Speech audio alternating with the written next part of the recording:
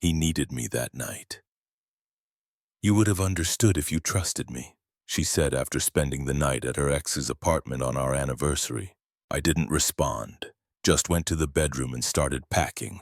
Found the ring box I'd hidden in my drawer, put it in my pocket. She saw it from the doorway, went pale. I walked past her and left. Hey viewers, before we move on to the video, please make sure to subscribe to the channel and hit the like button if you want to see more stories like this. Thanks. I didn't scream. I didn't throw the vase she bought into loom against the wall. I didn't demand to check her phone. When you reach a certain level of clarity, rage just feels inefficient. It was 8:00 a.m. on a Saturday. My girlfriend of 3 years, Sarah, had just walked through the front door. She looked wrecked, but not I just spent the night at a hospital saving a life wrecked. She looked I stayed up until 4 a.m., drinking cheap wine and trauma bonding wrecked. She dropped her keys on the console table. The sound echoed like a gunshot in the silent apartment. I was sitting on the couch, dressed in the same clothes I had worn the night before, a crisp button-D down and slacks. I hadn't slept. Oh, you're awake, she said, kicking off her boots.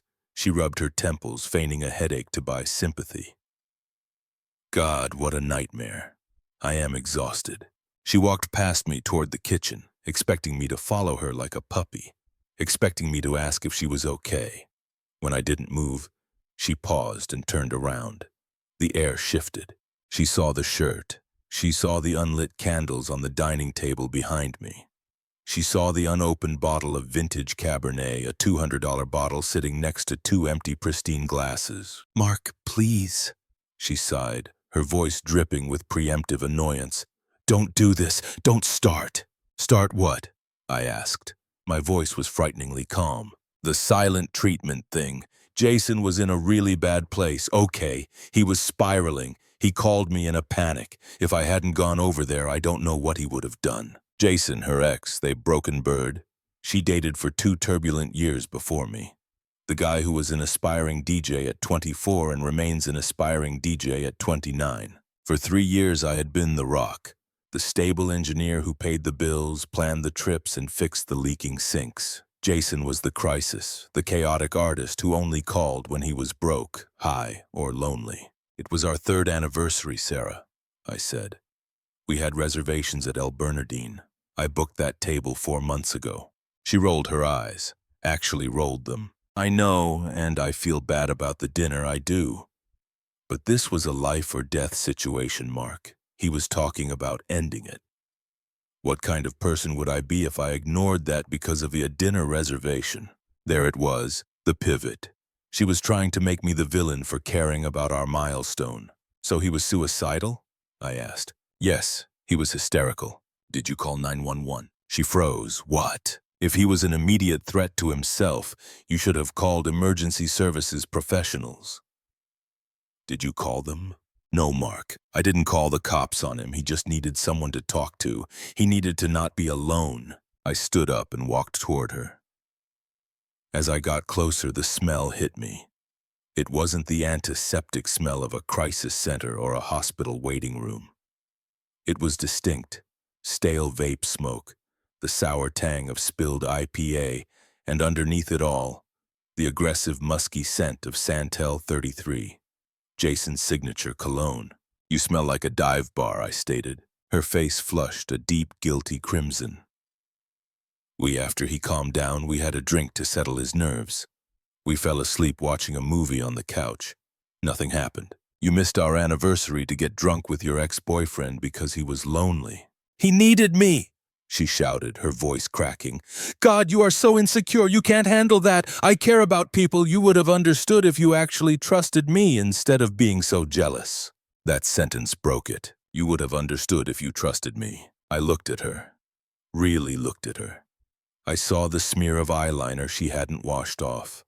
I saw the defensiveness in her posture.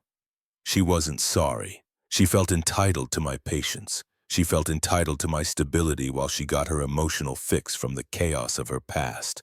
She wanted to play nurse to a man who refused to grow up. And she wanted me to foot the bill for the apartment she came home to. I didn't say another word. I turned around, walked past her, and went into the bedroom. Mark, where are you going? Are you walking away from me? She followed me, her voice rising in pitch. I pulled my suitcase out from the top shelf of the closet, threw it on the bed, unzipped it. Oh my God, you have got to be kidding me. She laughed, a harsh, incredulous sound. You're packing because I helped a friend. You are being so dramatic right now. I walked to the dresser. I opened the sock drawer. Mark, stop it. Talk to me. I reached into the back of the drawer under the heavy wool socks I used for hiking. My fingers brushed the cool, fuzzy velvet. I pulled out the box. It was a small navy blue box. Inside was a platinum band with a 1.5-carat solitaire diamond. I had spent 6 months saving for it. I had driven 2 hours to a specific jeweler to get the cut right. I was going to propose over dessert last night. I turned around. Sarah was standing in the bedroom doorway, hands on her hips, ready to launch into another speech about my lack of empathy. Then she looked at my hand. Her mouth was open mid-sentence, but the sound died in her throat. Her eyes went wide. Her face didn't just pale, it went gray. Her hands dropped from her hips to her sides, limp. The arrogance vanished, replaced by a sudden horrific clarity. She looked at the box, then she looked at the suitcase, then she looked at me. Mark, she whispered. The word came out like a choke. Is that where you? I didn't answer. I didn't open the box to show her the ring she lost. She didn't deserve to see the sparkle. I simply slipped the box into my pocket. I turned back to the bed, threw in 3 days' worth of clothes, my laptop, and my toiletries. I zipped the bag shut. No. She started stammering, stepping into the room. She reached out to grab my arm. Mark, wait. You were going to propose last night. I sidestepped her reach. I grabbed the handle of my suitcase. Mark, please stop. Let's talk about this. She was panicking now, blocking the path to the door. Tears were instantly welling up. Real tears this time. Tears of loss, not manipulation. I didn't know. If I had known, I never would have picked up the phone. I would have told Jason to off. I stopped for 1 second, just long enough to look her in the eye. That's the problem, Sarah, I said softly. You shouldn't have needed a ring to tell him that. I moved past her. She tried to grab the suitcase handle, her fingernails scraping against the fabric, but I pulled it away. I walked down the hallway, her footsteps thudding heavily behind me. You can't just leave. We live together. Mark, I love you. I opened the front door. Mark! She screamed, a guttural sound that probably woke the neighbors. I stepped out, closed the door gently behind me, and listened to the lock click. I walked down the stairs, got into my car, and drove away. I didn't turn on the radio. I just drove in silence, feeling lighter than I had in years. The first 48 hours were a masterclass in modern digital harassment. I had checked into a bland, mid-range hotel about 20 minutes from my office.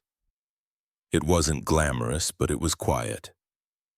I sat on the stiff bed, staring at my phone as it vibrated across the nightstand, dancing towards the edge like a suicidal beetle. Sarah, 12 missed calls. Sarah, 14 text messages. The text followed a predictable, almost clinical progression of grief, or rather the grief of a narcissist losing their supply. Phase 1, denial and bargaining. Baby, please pick up. I'm shaking, I can't breathe. You're scaring me. I'm throwing out all of Jason's stuff. I blocked his number. I'll show you. Just come home. We can fix this. Couples go through rough patches. We don't throw away 3 years over one misunderstanding. Phase 2, anger. You're being incredibly immature, so you're just going to ghost me after everything I did for you? That's cowardice, Mark. You clearly never loved me if you can walk away this easily. You were just looking for an excuse. Phase 3, the flying monkeys. By Sunday afternoon, she had deployed the troops. Her best friend, Jessica, a woman who had cheated on 2 husbands and considered herself a relationship expert, blew up my phone. I made the mistake of answering one call, mostly because I needed to know if Sarah was going to burn the apartment down. Mark, you need to stop this performative cruelty, Jessica snapped before I could even say hello. Her voice was shrill, echoing in the receiver. She is on the floor, Mark. On the floor, crying her eyes out. You can't just dangle an engagement ring in her face and then abandon her. That is psychological abuse. I was sitting by the hotel window watching traffic crawl along the interstate. I felt a strange detachment, like I was watching a movie of my own life. I didn't dangle it, I said calmly. I packed it. It belongs to me just like the rent money she's going to need next month. You are heartless, Jessica spat. She made a mistake. She was trying to be a good friend. Jessica, I cut in, my voice low. She came home smelling like his cologne and stale beer. She didn't save a life. She went on a date. Tell Sarah she has until the end of the month to figure out the lease. I'll pay my half until then. After that, she's on her own. I hung up and blocked Jessica's number. Then I blocked Sarah's sisters. Then I muted the notifications for our mutual friends. I went to work on Monday like a ghost. I focused entirely on spreadsheets and structural loads. It was meditative. When you're dealing with betrayal, there is something incredibly soothing about math. Math doesn't lie. Math doesn't gaslight you. 2 plus 2 never calls its ex at midnight because it's confused.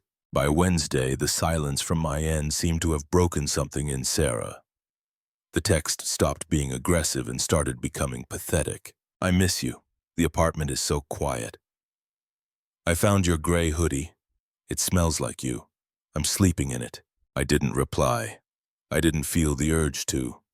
The image of her face when she saw the ring box was burned into my retina. It was the closure I didn't know I needed. It proved that she understood the magnitude of her loss. Words would just dilute that.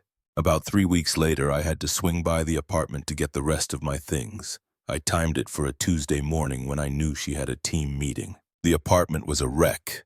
It looked like a frat house. Takeout containers on the coffee table, a pile of laundry on the sofa. It was the physical manifestation of her internal state. I packed my books, my espresso machine, and the rest of my clothes. As I was loading the last box into my car, my neighbor, Mrs. Gable, walked by walking her pug. Mrs. Gable was the neighborhood surveillance system. "Mark," she waved, shuffling over. "I haven't seen you. Is everything all right? Sarah has had company quite a bit lately." I paused. "I moved out, Mrs. Gable. We broke up." She looked conspiratorial. "Oh, I assumed that young man with the loud muffler. He's been parking in your spot. Plays music at all hours. I was going to complain to the Straits, but I didn't want to cause trouble for you, Jason." Of course. It hadn't even been a month, and the parasite had attached itself to the new host. I felt a wave of nausea, followed quickly by relief. It wasn't my problem anymore. "Feel free to complain, Mrs. Gable." I smiled. "I'm off the lease as of the 1st. It's not my spot anymore." I heard the rest of the story through the grapevine over the next few months. You know how it is. You try to cut ties, but mutual friends get drunk and talk. Apparently, once I was out of the picture, Sarah tried to lean on Jason for the emotional and financial stability I had provided. She expected him to step up. She thought their connection was stifled by my presence, and now they could finally flourish. The reality check hit her like a freight train. Jason didn't want a girlfriend. He wanted a fan. He didn't want to pay half the rent. He wanted a place to crash. Within 2 months, he had borrowed $3,000 from her for new DJ equipment. He started bringing his creative friends over to the apartment, our sanctuary, turning it into a flop house. When she asked him to contribute or clean up, he used the exact same lines on her that he had used on me. "You're stifling my creativity. You're too uptight. Stop acting like my mom." The irony was so rich it could have caused gout. The final nail in the coffin came in month 4. I was out for drinks with a buddy of mine, Dave, who still followed Sarah on Instagram. "Dude," Dave said, sliding his phone across the table. "Look at this." It was a story Sarah had posted.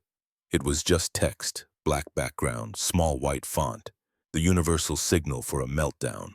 It's funny how you can ruin the best thing that ever happened to you for someone who treats you like an option. Lesson learned. "I am so sorry." "She broke up with Jason?" I asked, taking a sip of my beer. "Better," Dave grinned. "Jason cheated on her with a 19-year-old promoter. He met at a club. Sarah came home early and found them." I laughed. I couldn't help it. It was a short, sharp bark of laughter. She's been asking about you, Dave said cautiously. She knows I'm seeing you tonight. She wanted to know if you're seeing anyone. I thought about the woman I had met at the rock climbing gym a few weeks ago, Elena. She was a pediatric nurse. She was funny, direct, and had her together. We had gone on 3 dates. No drama, no exes lurking in the shadows. Just easy, comfortable chemistry. Tell her I'm doing great, I said, and tell her I sold the ring. Dave's eyebrows shot up. You sold it? Yep, last week. What did you do with the money? I bought that vintage Ducati I've been talking about for 5 years, I said, signaling the waitress for the check. Sarah always said motorcycles were too dangerous. She wouldn't let me get one. I stood up, grabbing my jacket. Turns out, I said, she was the dangerous one. 6 months passed. If you've never rebuilt a life from the ground up, let me tell you, it's addictive. The first month is hell. The second is work. But by the third, you realize how much dead weight you were actually carrying. I wasn't just free of Sarah. I was free of the anxiety she masked as passion. I was free of the constant need to manage her emotions, her crisis, her doubts. I threw myself into everything I had put on hold. I worked harder but smarter. I got a promotion to senior project manager, which came with a significant raise.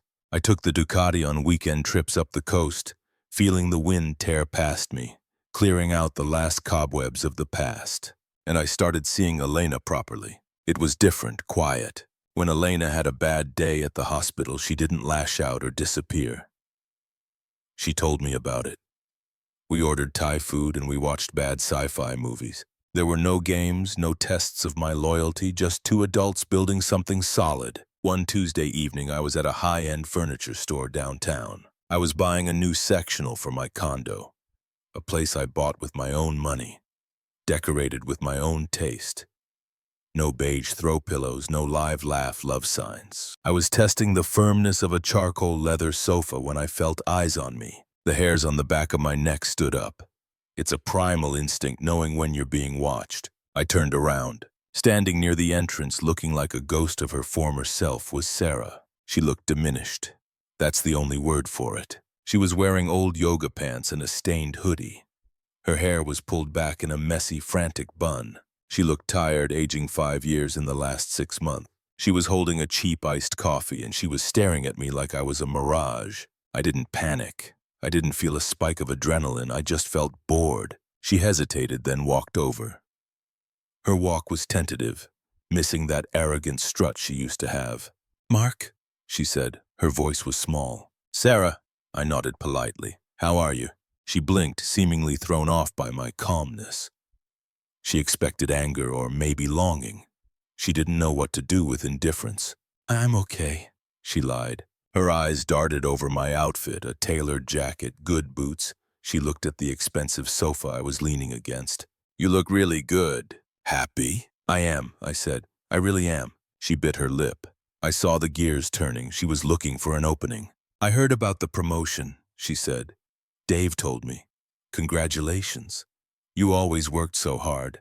I always said you'd run that place someday. You actually said I worked too much and lacked spontaneity." I corrected her gently. "But thank you." She flinched. "Mark, look, can we talk just for 5 minutes? I tried texting you, but I blocked you, Sarah." I know you did, and I deserved it." She took a step closer, invading my personal space. The smell of stale coffee and desperation was palpable. "But I need to say this. I need you to know that I messed up big time. Jason, he was a mistake. A massive, horrible mistake. I checked my watch, not as a power move, but because I actually had dinner plans." "I know," I said. "I heard. He was abusive, Mark. Emotionally, he used me. He drained my savings. I'm staying on Jessica's couch right now because I couldn't afford the rent on the old place alone." Tears started to well up in her eyes. I realized something. Every time he treated me like dirt, I thought of you. I thought of how safe I felt with you. How you never made me feel anxious. She reached out, her hand hovering near my arm. "I miss us, Mark. I miss my best friend. I know I broke your trust, but people grow. I've grown. We can start over slowly. I can make it up to you." This was it. The moment she had rehearsed in the shower for weeks. The pitch. I looked at her hand. Then I looked at her face. I remembered the anniversary.